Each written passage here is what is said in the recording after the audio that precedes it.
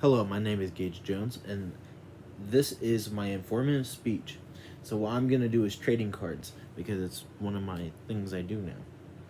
So, trading cards have been around for a very long time, but people are also trading as a second stock market. Why are they? Because since COVID-19 has happened, there has been a lot of people have been sitting at home. So, what do you do when you're sitting at home? Very bored, you've done everything you possibly can. Some people clean, reorganize their house. Well, a lot of people have found out that they've had cards over the years that have been sitting there. Now, a lot of people have been selling them, and a lot of people have been getting back into the aspect of buying, trading, and selling cards. Now, it's pretty hard because of the retail, about how retail's been going, because a lot of people grab everything off the shelves. You can't find nothing. Target has limits, so you can only get one item now since 2 weeks of this recording. So, why is it a second stock market? Well, why has it really boomed? Let's see.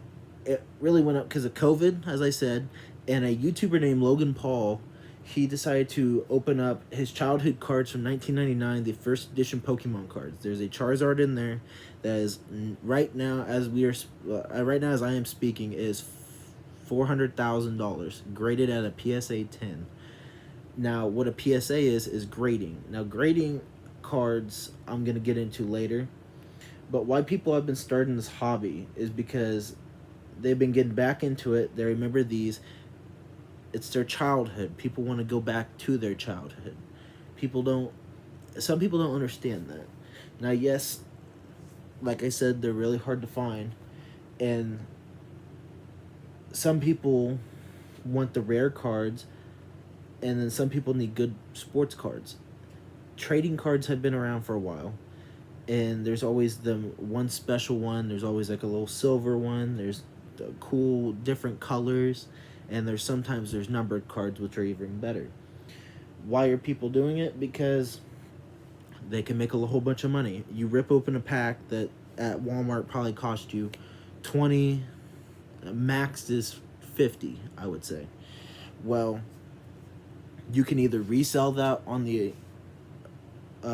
like eBay and everything to get more money out of it, or you can open it up and have the possibility of opening up a $100 card. Now, some people are good with that, but like I said earlier, PSA is one of the grading systems. Grading a card is how perfect your card is. You want a card. There's a scale to 1 to 10. 1 is worst. 10 is the best. 10 is one of the hardest ones you can get out there right now. There's PSA, Beckett, BGS, HGA just came out just recently.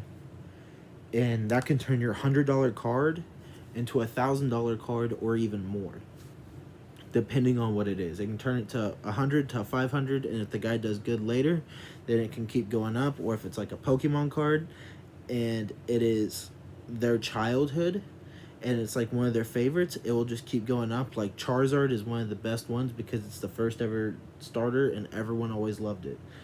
There's people in this hobby that live and die by grading because they want a 10.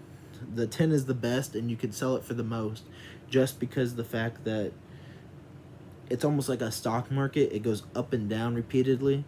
So sometimes some people sell him at the top, some people sell him at the bottom to get rid of him because you don't know if he's going to end up being bad. Like in the sports world, Joe Burrow tore his ACL. Once he tore his ACL, his cards went down real fast.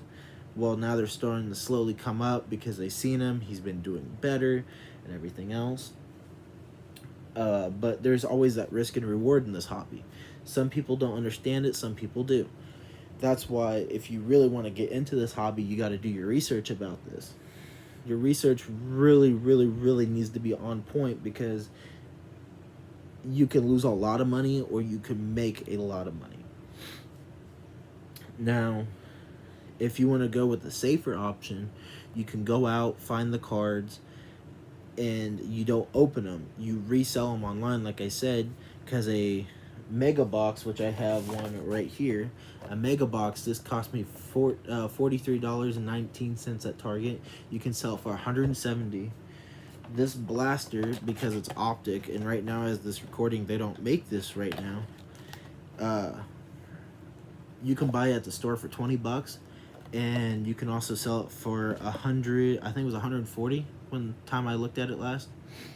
So there's all kinds. I mean, there's all kinds, different shapes, sizes. This is a hanger. This is the Mega. This is a blaster. There's even solos that are like this big, looks like a card. It's just in a like a loose leaf pack.